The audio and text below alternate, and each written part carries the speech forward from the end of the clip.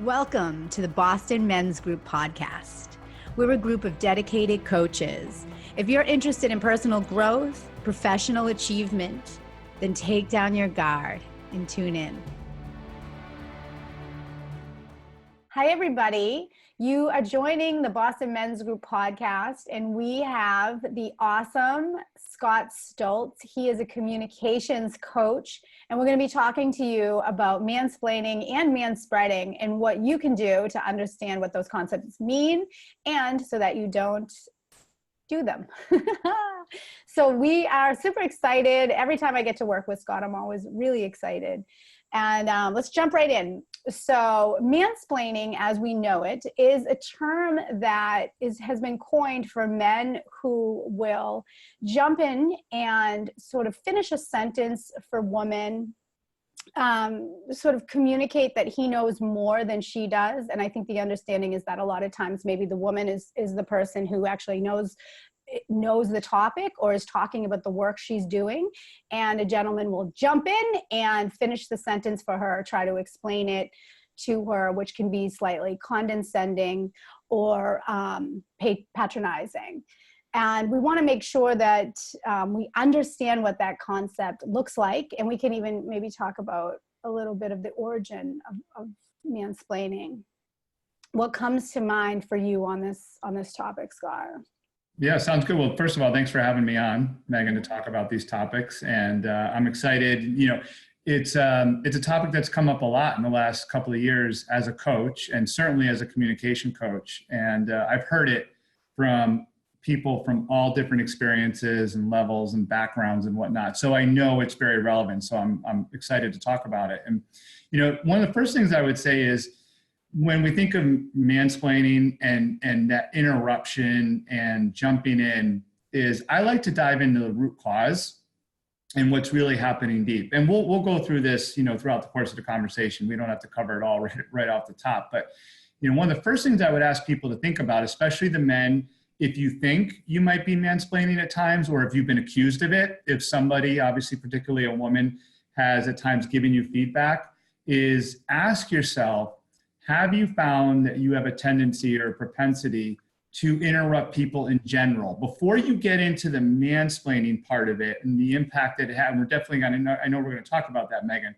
and the impact that it has on women that you work with, females that, you know, in your profession, even on the personal side, I think it's really helpful to ask and dig a little deep and see, you know, am I a personality? Do I find myself like regularly interrupting people, regardless of their gender, because there might be something more there. So I hope we can unpack that a little bit too. And, you know, there's ways we can all help each other in our communication that helps empower instead of disempower people. Mm-hmm. Mm-hmm.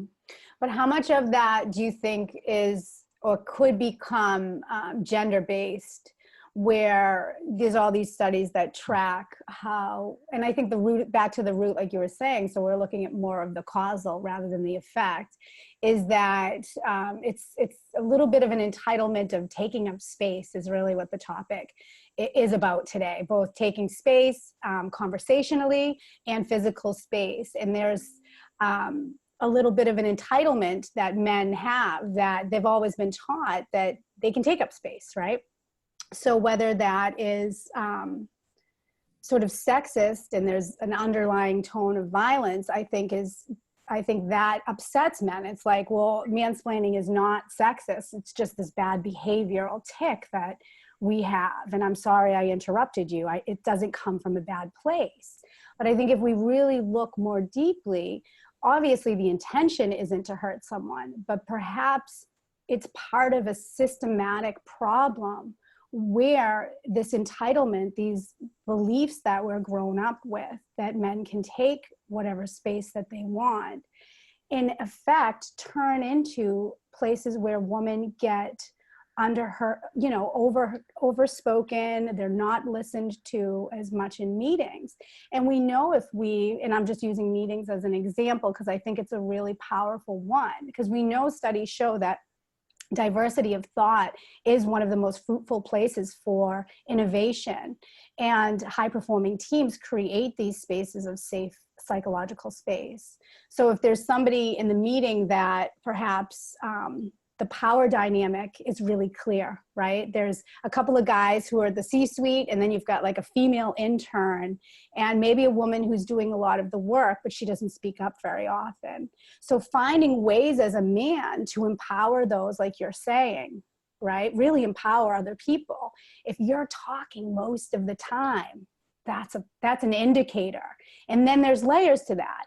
Are you, when you're talking, empowering other people? How can you bring their voices in? Things like that. I'd love to hear what you think about that.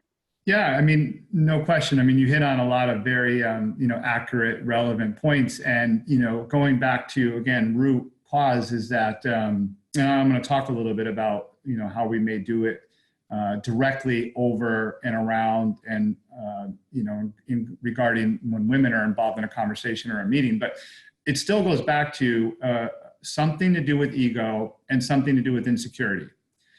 People who talk a lot, people who talk over people, there's a combination of that I've learned, that there's ego at play and there's insecurity at play. And I've seen people in many different environments and circumstances who do those two things, talk a lot in general and talk over people or interrupt and insert themselves, regardless of who's around them. And it's almost like they're equal opportunity interrupters, so to speak, for lack of a better way of saying it. Now, I mean, and again, that's why I ask people, and I've worked with clients on this too, is, think about how you're connecting with somebody one-on-one or in a group.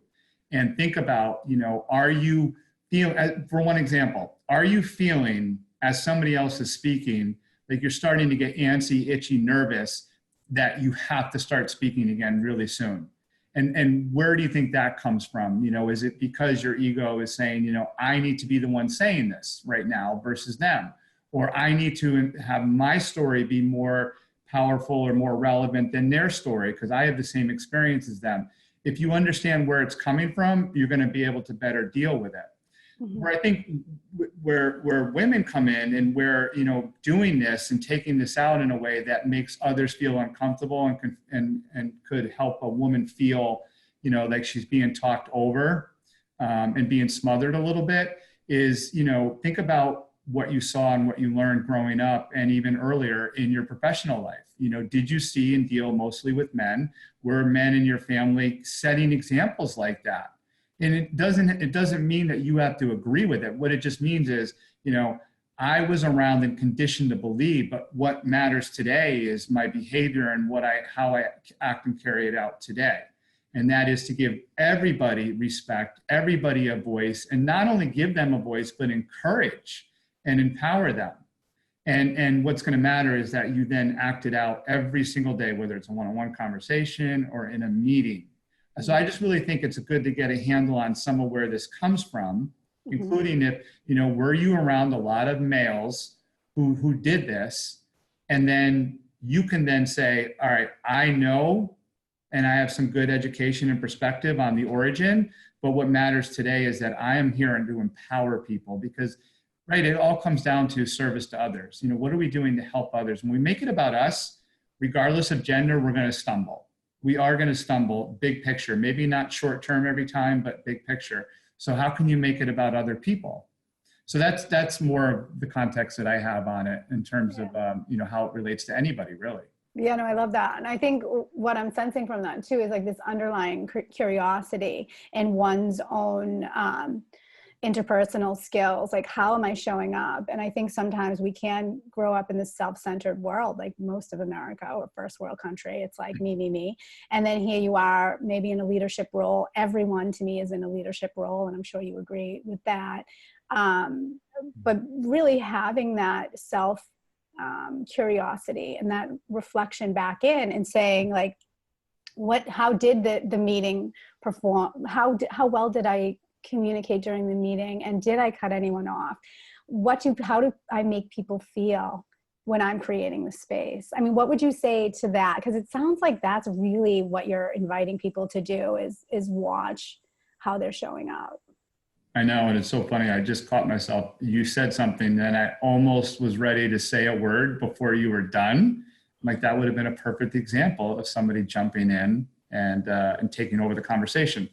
But yes, you're right. That's what I feel very strongly about because, think about it this way, Meg. I'll say it you said this, I'll say it in a slightly different way. How much more powerful is it when it's a teacher, a coach, a colleague, a boss, whatever, when somebody tells us we need to do something versus us learning ourselves, hey, this is what I really should do and what I want to do. Being told, hey, because what I like to be careful about, like with the mansplaining, like so many other things in society today, is when we're just told something is bad or wrong, that may 100% be right and true, but it's not going to be as powerful with us if we're just told and follow orders and instructions. Mm-hmm. What we really want to do is understand. You don't need to wallow and spend hours, days, weeks, months in it at all. I'm just saying, like you did, looking inward so that we know where it comes from, and it's going to more powerfully resonate with us. Oh, yeah, my dad, my uncle, my grandfather, my older brother, whatever, used to really be inconsiderate and disrespectful to women in our family, or this boss that I had, boy, he was really ridiculous how often he would talk over, his peers who were female. Not good. So we understand and we see that. And then the connection is made in our own head and in our heart, because I really believe this, like it's a soulful thing. And then we're like, I buy into this, because in today's world, as you know, in this emotional connection economy, I always use the metaphor, I'll end with this, Megan, this segment, is, in the 40s, 50s, 60s, post-World War II, industrial revolution, everybody going into factories and offices and being given instructions what to do. They were told what to do and they did it. Today's world, that does not work. We have to understand why we're doing something for it to really work well. I need to know, like, why am I doing this? And when I know that and feel connected to it, I do it so much better. So look at yourself, look at inward, look where it comes from, and say, I'm going to make this change, not because society and everybody's telling me it's wrong, but because I believe it's right to do it a different and a better way. Mm-hmm, mm-hmm. I love it. Now, so it's great. It's great. Now, I love the emotional economy too. So what would, for the guys that are tuning in and saying, like, what do I make of this? How do I turn this into like action items? What are a few takeaways that you would offer for guys that are curious about how they're showing up, that maybe haven't really explored this yet? Yeah, well, number one, the first thing I would say is never take it personally. That's number one. So it's really important because, again, speaking of the emotional economy and culture and landscape we're in right now, and we all tend to do that. We're human, and I'm not saying people 100 years ago didn't take things personally, but that's how we're wired. So be very mindful. Number one is when you get feedback, when you get input, when somebody says something to you, even if they say it inappropriately and untactfully, don't take it personally. Absorb, filter, and ask yourself, where is it coming from? And that includes, who's giving me this feedback and how much stock should I put into what they're saying? And give yourself a little time to process it. I know it's hard. If somebody gives you difficult feedback in the moment at the office, at work, a boss, a client, a colleague, you might be better off saying, thank you for sharing that. I'm going to really give that some thought. And before you respond, because if you take it personally and respond emotionally, you're going to tend to dig yourself into it's not going to go as well as it could. So that's number one, is not take things personally and give yourself space to process what your next step should be. Another thing I would recommend is even if you don't need to, doing it every day would be fantastic, but even if you did it 2 or 3 times a week, write down, and you could shorthand this. You don't have to write long form novels. Just write down on a piece of paper, in a journal, whatever, on your phone or on your laptop. How did I feel when I had this exchange? And I'll unpack that a little bit more. Take some exchanges that you had throughout the course of a week with whomever, preferably for the purposes of this conversation from a professional standpoint. And ask yourself, how did I feel when I was having that conversation? And then ask yourself, what, then when you answer that, I felt good, or I felt uncomfortable, or I felt like uplifted. Then ask yourself why. Because when you do that, you're going to get a much better handle and more clarity on the kind of conversations that are eliciting certain responses from you. Because typically what happens, Megan, as you know, you and I have actually talked about this offline quite a few times, that we go through our days so quickly, and our weeks and our months, that we're not giving ourselves time and space to really evaluate, some of the things that happened in our day or our week, and what it meant to us. And again, it's not really practical to evaluate everything, but take a few instances from your week. How did that conversation with my boss feel? How did I feel when I was sitting in that meeting listening to so-and-so speak a lot? How did I feel when I spoke and I was looking around the room and 3 people were paying attention, but 2 others were on their phone and 1 person could barely keep their eyes open? And unpack that a little bit, because the point of doing that exercise is you get more connected to how certain events affect you, and you understand more of, how you can better be prepared for them in the future. That's another very tactful. I've been doing that for 3 years now, on and off throughout each week and month, and it's made a tremendous difference in my life. Mm-hmm. I love that. That's really great. Yeah. And I also love the time to process, because I think a lot of times we feel attacked right away and like, I didn't mean anything by it, blah, blah, blah, blah. And you just kind of fire off some rapid. All the time. Yeah, total. Can I throw one more in there before I forget it? Yeah, yeah. You asked for a few steps. The third Definitely. one that I would say is do solicit some feedback. And I'd like to put some context around this, and this is short, is, it's easy to say, hey, get feedback. We've all heard that a million times, but there is some good validity to it. So what you really want to do is don't worry about running around and getting feedback from 20 people, but pick 2, 3, 4, somewhere in that neighborhood, at least 2. 3 would be great. 4th is good. You don't need to push it too much beyond that. And if you're a man who feels you might be mansplaining sometimes, or you've been accused of that, or somebody's actually spoken with you about it, definitely get some feedback from some women that you work with or interact with on a regular basis. And also make sure it's somebody that you trust, and simply ask them, don't say, hey, do you feel like I mansplain a lot? That might not, but it might trigger something in the person you're asking. The better way to ask it is just say, hey, how do you feel when, you're interacting or communicating with me? I'm looking to get some feedback. I've been working on some things in my relationship building and my communication style. And I really respect, your take. Can you give me some feedback or input on how you feel when you're interacting with me? Leave it very neutral and in a way where it allows them to give their honest take on it, versus you. Don't ask leading questions is what I'm saying. Don't say, hey, do you feel good when I talk to you? Mm-hmm.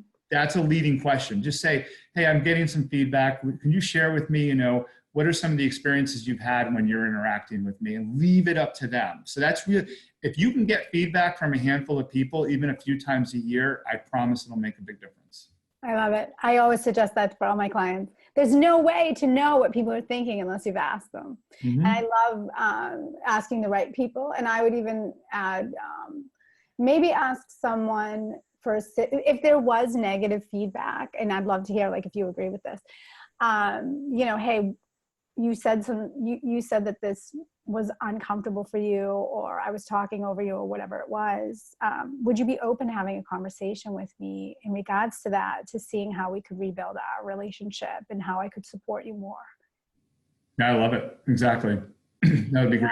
Yeah. And then you might just learn and listen. And so I did some research, of course, and I just want to add a couple of things, and then I want to see what you think too, Scott, about being an ally for women. What does that mean? And how men can, one, sort of understand their role, and then 2, really participate in equality. Because we know the intention is there. Everybody wants to have an equal landscape, but sometimes we don't know what to do to create that equality.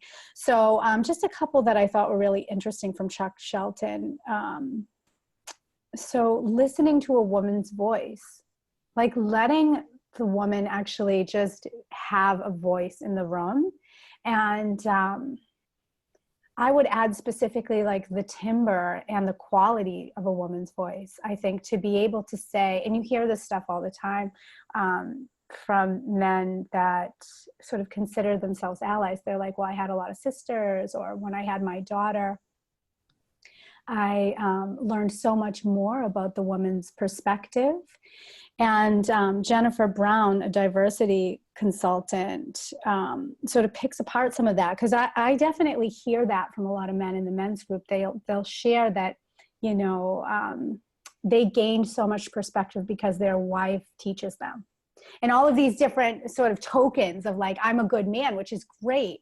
But what this HBR research was suggesting is that maybe there's more to just that. So if somebody says, you know, you're an ally or you're not an ally, like you don't really need to come in and say like, I'm emotionally aware of the woman's process. You can if you want, but there's something deeper, right? So the way she looks at it is there's 4 stages of men and how engaged they are. And I'm certain this is in the workforce, right? So apathetic would be the first. They're disengaged and not interested in the conversation whatsoever. I've spoken to many of them. Aware, they have some grasp of the issue, but they are not active in addressing it, right? So that would be, they're not really curious at all, but they know that that's happening. Mm-hmm. And maybe they don't have a daughter, right? Maybe they're one that's like, you know, their wife hasn't bothered them about it and nobody's mentioned anything at work to them specifically. So they're like, well, it's happening, but it's not happening to me per se. Or they don't have a son in college, you know, football player. Active is well-informed and active in addressing the issues. And then an advocate is proactively championing gender inclusion. And I would say both on and off the field, at work and outside of work. And I love this way that Jennifer Brown puts these together because there's layers. And she's like, once you're aware, active, or an advocate, it's a really great time to engage in a conversation about how to be more, excuse me, of an ally. And then just one more point, and then I want you to go because I know I'm going on and on here. Excuse me. So if we think about getting to that 4th tier and really being actively creating these inclusive spaces, so how can you really step in, I guess is my question for you. I'm not even going to make the point. I'm going to just let you tell us what you think because it's so exciting. It's like, how can guys show up and actively support females, whether or not you have a wife, you have a daughter? It's outside of that. It's actually what is responsible and good to do. Yeah, no, I mean, that was all really good context. I'm not familiar with that article, but I loved hearing you actually explain and share some of that. It's good perspective. And I think before I get into some more nuts and bolts, I mean, I think that you're so right. What we can learn from a wife, a significant other, a daughter, other family members. I mean, I'm not married, but I have a lot of female friends. I learned amazing things from them. And this is just fact. It just is reality. I might as well share it. You know, majority of my clients have been female in the last 2 years. Not an overwhelming majority, but, you know, in the 60 to 65% range. And I do think there's something to be said for, you know, a lot of women who are looking into developing and growing themselves are actually more proactive, speaking of being proactive, and open to that kind of help. And then when you do that, you learn so many valuable things. And one other point, you know, I think I shared this with you one time, Megan. I'm really fortunate because my mother and my 2 grandmothers were and are very strong women. And my mother was a vice president level person in corporate for years with a couple of really big companies. And I actually interned in her company a couple of years in college. I didn't work in her department, but I got a good feel for how she interacted with a lot of the male leaders. And this was in the 90s when it was still the good old boys club, for sure, big time. And I just had such a bird's eye view and so much respect for it. And I feel, and I had an amazing female boss early in my career too. So with all those things said, I have so much respect and so much gratitude towards what I've learned from women in my career. Like, you can't even measure it. I think what you talked about as far as being active and aware and then actually advocating, that people really serve themselves and society well to have that as a mindset. You know, just have a mindset, because in today's world, you know, the best way I can say it is, again, I'm kind of alluding back and then to present day with some of my examples. It used to be that how much knowledge you had and skills would definitely elevate you. You would make, you know, your difference that way. But in today's world, you've got to be out to help others. You've got to empower, serve, and uplift other people. So I would challenge somebody, male or even female, in a different way, but why wouldn't you do that? I mean, I would ask somebody, and anybody listening to this, why would you not go into work, your business, whatever you're doing to make a difference, even with outside organizations you spend time with, not trying or not working to serve others, to elevate them and to help them? And why wouldn't you help? You know, if you know that, you know, women in your space, your industry, your niche have had other challenges that maybe you didn't face, why wouldn't you then put to work your wisdom and advocacy to their benefit? Flip the story. Instead of us, people like you, and it's fine, I'm fine doing it, but instead of us, you know, checking the box on all these, here are these reasons why wouldn't you do it? You know, why wouldn't you want to do that for people? So, and the other thing I would say too, and then, you know, I'd love to have you jump back in and we can make this more of a natural back and forth though, is when it comes to advocacy, you know, it's really important. I believe this, Megan, that things have to be authentic. Don't go about it in a way, I don't believe any of us should go about it in a way like, hey, I'm doing somebody a favor. No, you're just doing what you should naturally do. Mm-hmm. I do think we should be intentional. You know, I think a lot of women should look for men to collaborate with, connect with, put into a mentoring role. I think mentoring is a little overplayed these days, but it serves its purpose. Like, look for men to help you, and men should be looking for women to help as well. And God forbid, if you're a man, don't be afraid to get a female mentor. By the way, I would in a heartbeat. But at any rate, and one of my most amazing coaches I've worked with, by the way, the last few years is female, and she's made one of the biggest differences in my life. So do it really authentic, because I think when we do it in a way like, no, I should do this, it's the right thing to do, or I'm doing it because it's going to make me feel a little bit better, that's going to pull a lot of the luster out of it. You know, just do it because you want to and you believe in it, and it's the right thing to do. And it's not a pity party, it's not sympathy, and it's not because they're all disadvantaged and victims. Because once you do that, I actually think you're pulling little snippets of disempowerment out of the whole equation. You're doing it because it's a great thing and the right thing to do. And you know what? She's awesome. Let's listen to what she has to say and really be a strong advocate for her.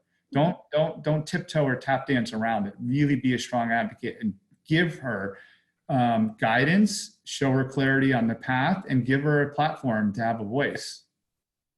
I love it. Yeah, no, that's great. And I don't know if you wanted me to answer, you know, I feel like I don't know if I want to open that can of worms, but there's a lot of research that shows why certain men are on that resistant path and, you know, don't see themselves involved at all and aren't interested. It's very fear-based, fear of change, and also fear of loss of power. So they don't want to disrupt the white boys club.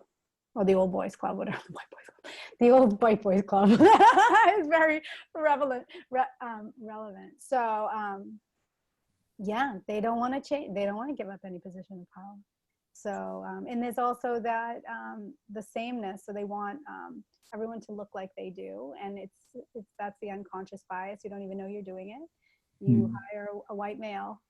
I mean, the numbers are astounding. How many you know, Black females won't their resume won't be looked at. I think it's like 36% or something was the last number I saw, I think yesterday, doing some research, that a Black woman will be brought in for an interview 36% less than a white woman. It's a huge jump from white men to Black men, and then down to, or I think it's white women are next, then Black men, then Black woman. Yeah. And what is that all about, right? It's like we're all perpetuating this system of oppression that's based on white men's entitlement. And it's really about looking within and watching your behavior and being able to address the behavior of others, which is an important piece that we haven't really touched on. It's like if you're in earshot, you witness something that would make you uncomfortable. If it was said to you, it's not said to you, you can tell the person's uncomfortable. What do you say? You can either pretend you didn't hear it, you can walk away, or you can address it. And I think this is one of the things, Jackson Katz, I had posted a fantastic video on him where he works with, I think it's like Navy SEALs and Marines, teaching them that this is a stake of leadership. It's really about staking your claim as a man today by saying, you know what, it's not okay to be oppressive to women. It's not okay to talk about a woman's body or what she's wearing, what she looks like. That is not appropriate. And it never was. And that behavior is not allowed any longer for good reason. And like you're saying, it's like, you don't want to be that guy.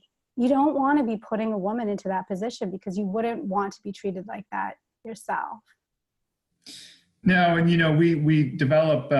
There's so much there, good stuff. I mean, this is so important. By the way, this is why it's really important what you do, around leadership and diversity, because I'm not necessarily that voice, for example, neither good nor bad. I mean, I think what you do when you teach and coach and consult around leadership and even some of the diversity work that you've done is really important because the awareness needs to be there.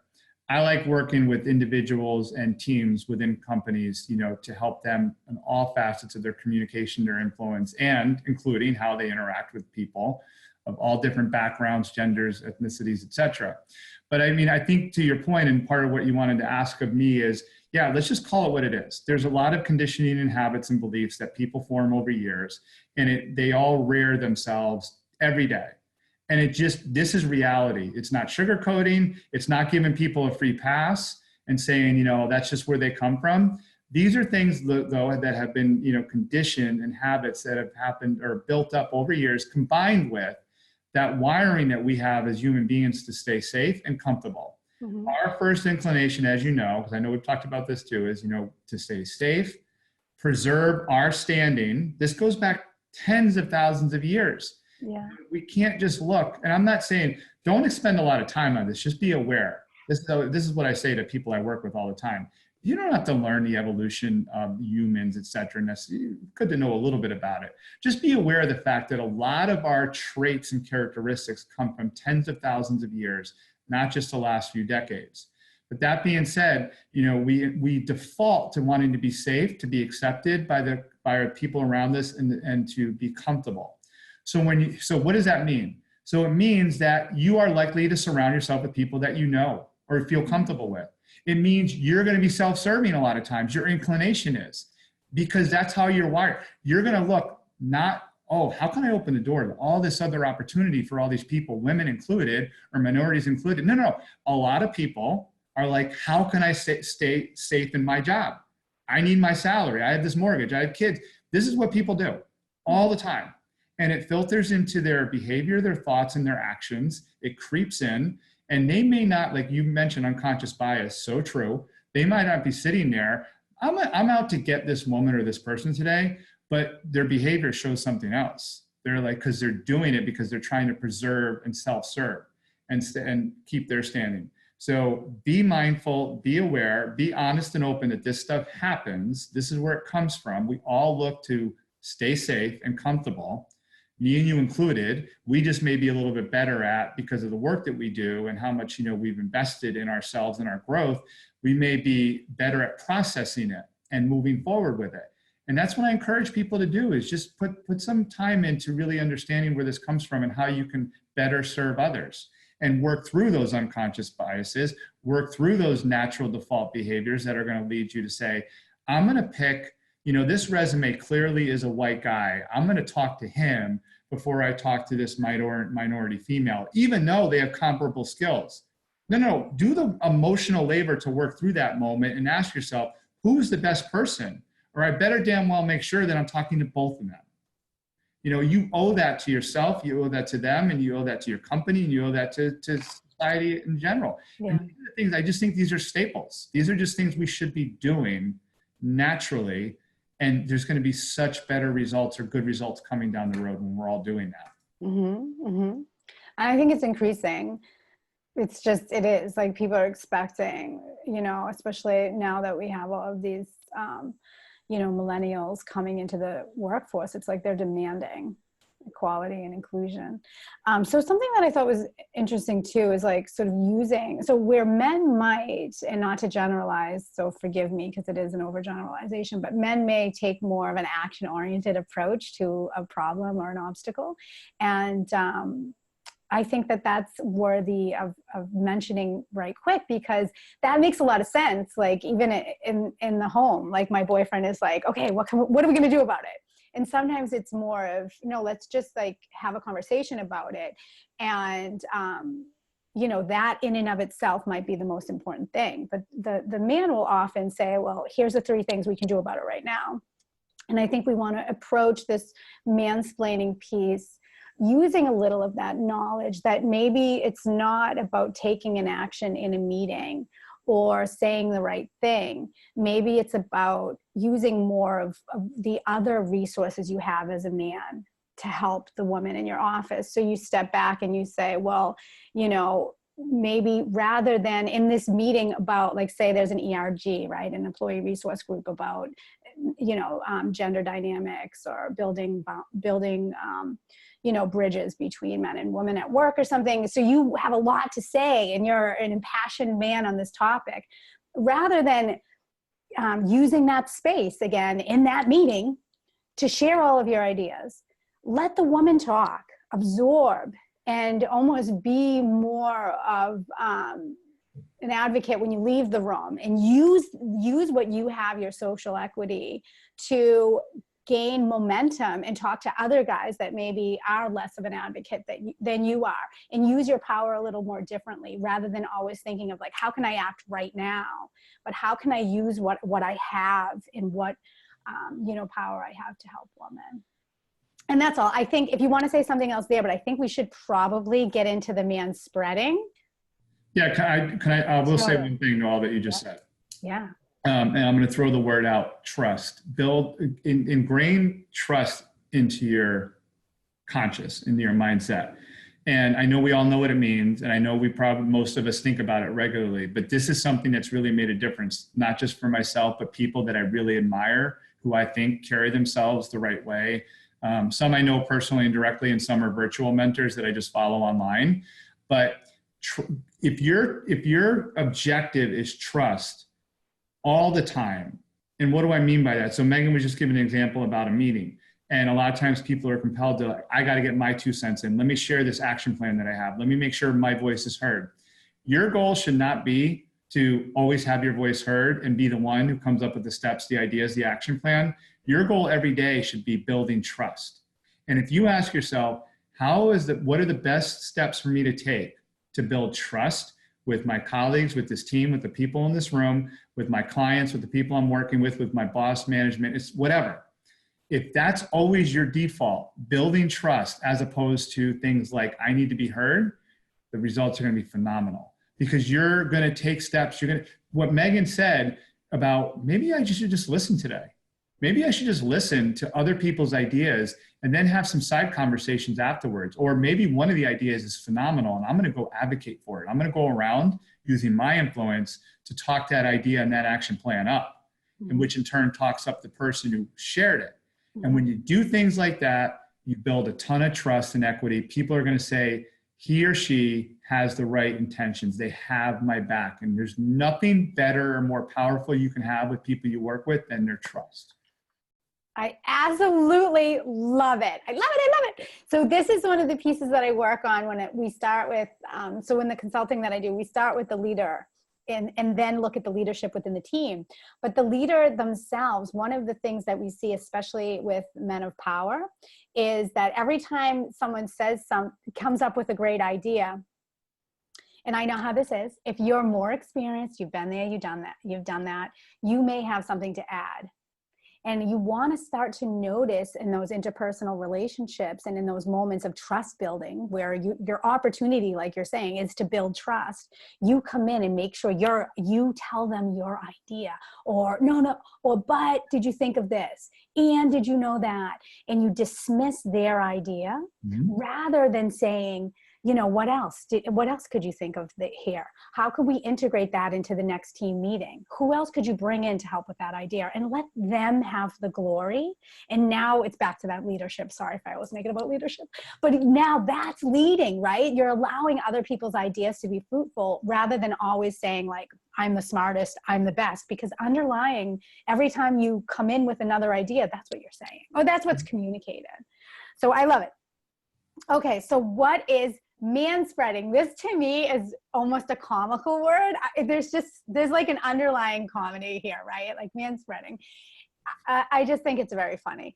And so what it is men taking up a lot of space. And a great example of this, because we all kind of understand it, if you've been on public transportation and you hop on a train to get, you know, to the red line or whatever, and a man will have his legs open wide, and sometimes he lean back and he's got his arms up, right? And then next to him is a woman, her legs are squeezed together, her shoulders are together, and her hands are on her lap. And obviously size matters in this equation. If somebody, you know, is larger, or maybe that's going to be, they're going to take up more space, just the physicality of it all.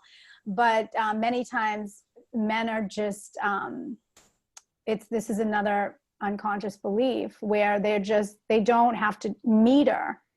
They just take up, the whole undercurrent of it is really that, that men can take more than they deserve, or they can take what they want. And the deserving part, even though it sounds so bad, I'm sure some of the men are hating me right now. What are you talking about? What we deserve? But if you look at it, you have this equity. You have only economy of space on a train. Everyone has equal parts. So if you two are around the same size, why are you taking up so much room and the other person has to smush themselves? You are taking more than you deserve. It's quite frankly how it is.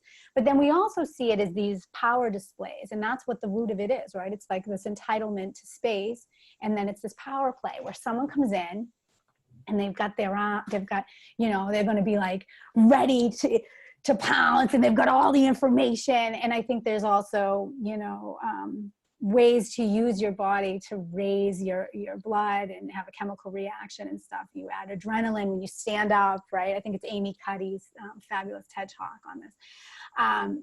So you're literally releasing hormones when you change your physical, how you're holding yourself. So you're communicating something.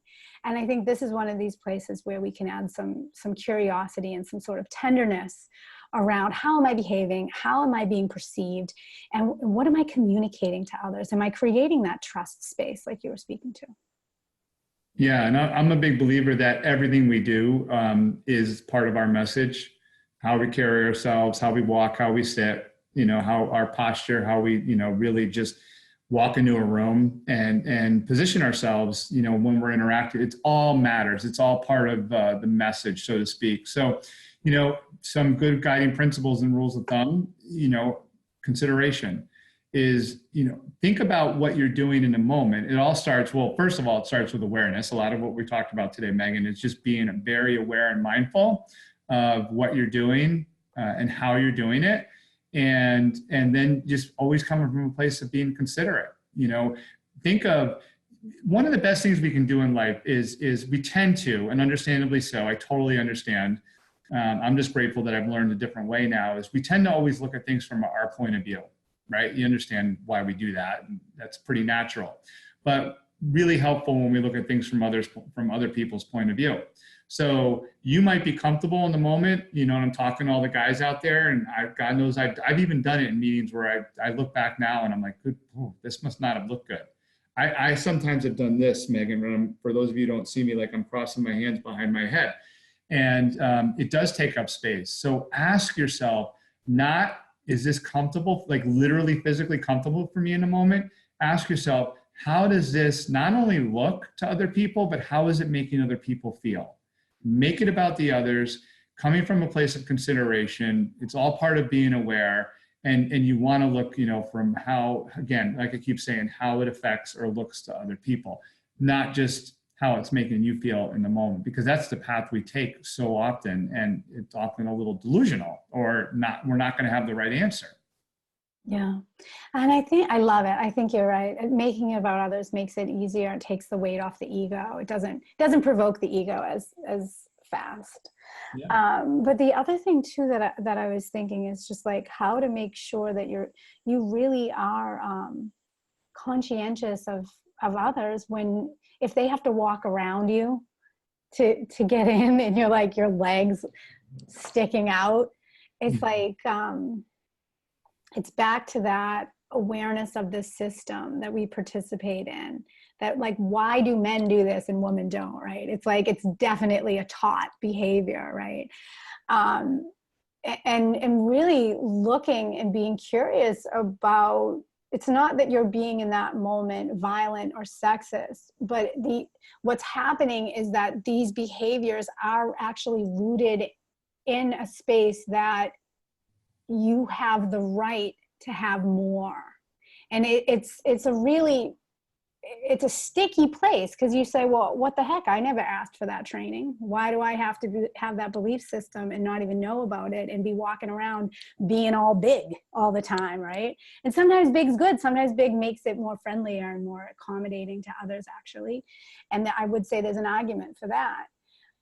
Especially as a little person who has a big personality. People often meet me and they say, you're so little in real life. I'm like, oh my gosh. And if I'm not walking around feeling big and feeling proud and happy, I'm probably not in a great space. I'm not in a good space.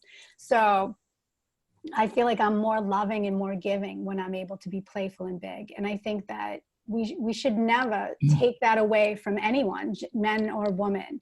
But we should always be, what you're saying is to be really cognitive of, you know, are we smushing other people out in any way? You know, it's like, that's oppressive behavior. I think it goes back to also thinking about so the person who we're attracted to people who are comfortable and confident in who they are, right? I mean, we've heard that a million times. And, I can go one more layer deeper that I think helps for some of the context here is, just having clarity in who you are. You know who you are as a person, what you're looking to build in life, what you want your life to look like.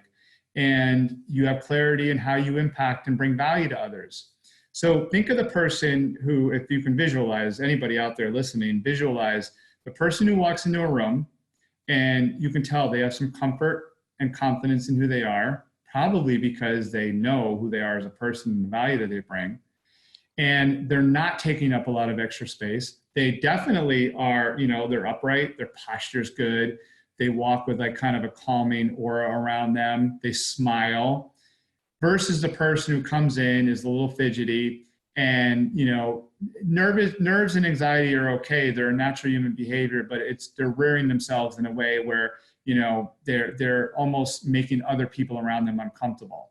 We pick up on those things as human beings. It's very similar to what we were talking about earlier, Megan, with mansplaining. The person who can comfortably sit back and listen, hopefully many times to a woman, a very smart woman who's very connected emotionally and has a lot of great things to say and to share.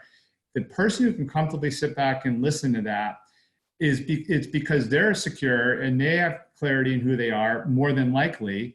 And it shows how they receive other people talking, and it shows how they behave when they walk into a room. So I'm just trying to draw a connection point. Like, think of it that way. Think of the person who walks in with comfort and confidence. Think of the person who can sit back in the meeting and allow others to speak and share. That's what you want to strive for. And in addition to consideration, empowering other people, backing, advocating for other people. But you really want to strive for, being comfortable and clear in who you are. The violators of these things, as we know, are the narcissistic, ego-driven, self-serving people. And it's so funny, ironic, not funny, laughable, but funny, ironic, Megan, I'll end with this, is that, you see that the people who are like that, it's not an occasional thing. We typically see them act like that all the time, multiple times a week, multiple times in meetings and other interactions. Mm-hmm. And it's because their ego and their narcissism and their self-serving behavior, it's so powerful that it comes out in so many different ways. So, I veered a little off track from where you started, but I think there's relevancy, because this is the people who are doing that, the people who are kicking back, spreading their legs out, crossing their arms in every which direction, not being considerate. They're the ones who are sort of, for lack of a better way of saying it, battling some of these things that I'm talking around, their ego and narcissism. And, some people are equipped to help people like that. Others, not so much. Don't make it your problem. But just know that, that person does not define who you are. If you're a woman, or if you're anybody who sees that, there's something wrong with them. Don't let it define who you are, that's for sure. But that person has some things that are, they're not the person who walks into a room very comfortable and confident. I can tell you that. Yeah. Yeah. I'd love to just share. I know we're probably going long here. Oh my God, it's 12:16. Should I share this? Should I hold it? Maybe I'll hold it, huh?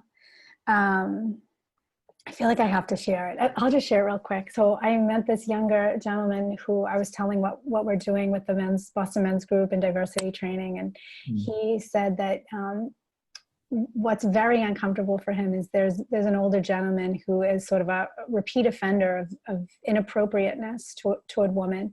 And he would come up to the younger gentleman off to the side and say, like, we're in this together. We got to look out for each other. And would sort of look to the younger guy for acceptance of his behavior. And the younger guy said that he feels so uncomfortable because he wants to tell the guy that he's way off base and that he's probably at this point now has a harassment claim against him if he didn't already. And he said, I just don't know what to do. And that's one of those positions of power. And the older gentleman is like making the assumption that everyone sees things the same way rather than finding out if that's true and being self-curious like you were talking about, which brings me back to what I think we should do is just really wrap with 3 charged takeaways that you could start to integrate into your daily practice, your self-awareness and your leadership practice and your diversity practice as a man. And I think the 3 for me, and I totally like add on to this, Scott, I loved your curiosity in the writing practice where you're having this formidable, really trackable ability to say, how am I evolving and am I evolving? And are these emerging skills being put to play? So that would be one, is take some time to reflect. And then asking others for their perception of what it's like to work with you and how you make them feel. And in that, I would wrap in helping others. So really asking others and helping others and making that about others seems to be one of the core sort of trainings in today's piece. And then the third is really communicating from this confident space of values, right? And really being a respectable human being, and not even for anyone else actually, but because that's actually good for you. And it is most certainly good for all of us as well, but that's because that is actually who you truly are. And all the crapola that gets put on us via beliefs and, being told what we must do because we're a man or a woman, all of that stuff, it's actually your job to push through and find your true self and be your most badass self. It's your job. 100%. Be accountable. Yeah. Those are all great. I love those 3. Thanks for picking and adding to those. And the only other one I would throw in and add that we alluded to is this is a smaller, more micro one, but it'll help. Catch yourself in meetings and in settings with other people and ask yourself, while you're not doing the delivery or the talking, perhaps make it a little easier. Simply ask yourself, how are other people perceiving me right now? You don't need to ask it out loud, but if you're in a meeting with 8, 10, 12, 15 people, whatever, think of the way you're sitting. Think of the way you're sitting up. Think of the way you've spoken up in the meeting or haven't. And a really good exercise, because it helps ingrain in you, you're like, I actually want to be more focused on how other people are perceiving, not superficially because you need their approval, but because how am I affecting people? What's the energy I'm giving off? So just occasionally ask yourself, how is like that person across the table or this person over there, whatever, I wonder how like they're perceiving how I'm sitting and carrying myself right now, because it's going to force you to be a little bit more proactive in your mind about, am I comfortable? Am I considerate? Am I confident right now? Or am I being totally self-serving and selfish, taking up space of 2 chairs and, interrupting, all those things that we've been talking about, Megan. So that's part of the awareness step. Ask yourself, I wonder how that person over there is perceiving me right now. Trust me, it'll get some good dialogue going in your head. Yeah, I love that. Yeah, that's so great. Okay, Yeah. good. So thank you so much, Scott, for tuning in with us today. And to all of the listeners and the viewers, definitely subscribe and download the podcast. We should be populating every week. And I want to invite you guys to connect with Scott directly and utilize his communication coaching. He's fantastic, as you can see here today. And tell us the best way that everyone can get a hold of you, Scott. Yeah, sure. Thanks, Megan. I would say either LinkedIn or Instagram. LinkedIn, of course, Scott Stoltz, and my Instagram handle is simply at Scott Stoltz. I'm on there every day, and I share plenty of videos and nuggets of wisdom to help all of us be better communicators and in service to others. So one or the other is great. Well, it's been fantastic having you on today, Scott. Thanks for having me. This was a great topic. I really was grateful to share. Good. All right. Thanks so much. Take care. Thank you so much for tuning in today to Scott Stoltz and Megan Marini from Boston Men's Group, where we talk about mansplaining and manspreading. If you found this recording valuable, please feel free to share it out with others that you think would also find it valuable. And we'd love to hear from you. Like, definitely share, comment. You can reach us directly. Let us know what you think, what you'd like to have us cover. And go to Boston Men's Group to check out our free download, 11 questions every man must ask himself. And we hope to see you on social media and connect with you across the interwebs. All right, you stay strong and stay in your greatness. Thanks so much.